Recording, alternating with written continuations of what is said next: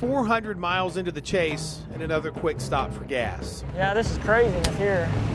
I'm just gonna put it in. I'm not completely full, but I got enough.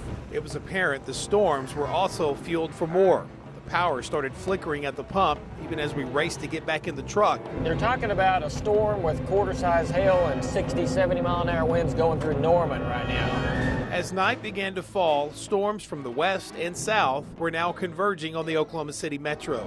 Our storm, which we had literally chased from the Texas state line, is no longer an immediate tornadic threat.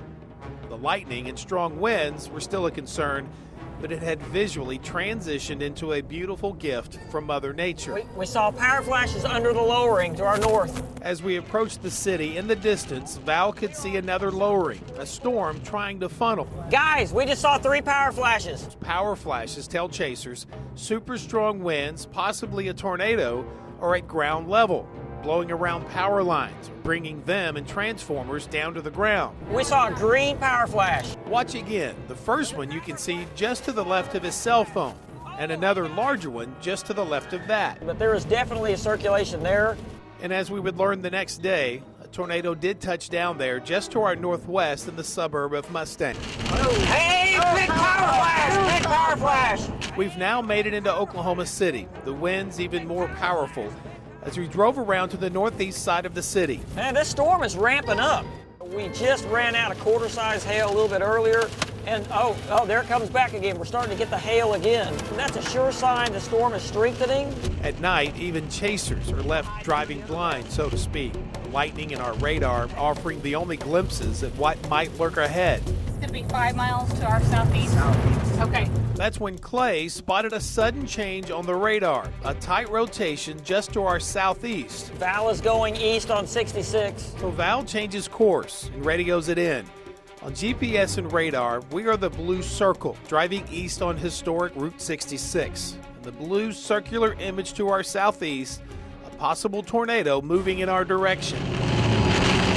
What is it? Tornado warning. Tornado warning on this storm now. Clay had spotted it, and we were tracking it before official warnings ever went out. All right, it's 2 miles to our southeast. 2 southeast of us. Southeast of us. Clay and Amy estimated that we had roughly a 2-mile window to figure out how to track it or how to get out of its way. Our winds are turning to the west. I think it must be just to our east, guys. We had found our tornado, but it's night, and we can't see out our windows as the next few minutes played out. We have 70-mile-an-hour west winds.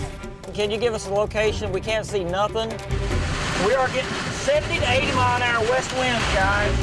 We knew it was just ahead of us, I've got nothing, guys. I'm blind. I can't. The radar's not updated. but we didn't feel it was safe to move any closer as the tornado crossed right in front of us on Route 66 into a rural, less populated area.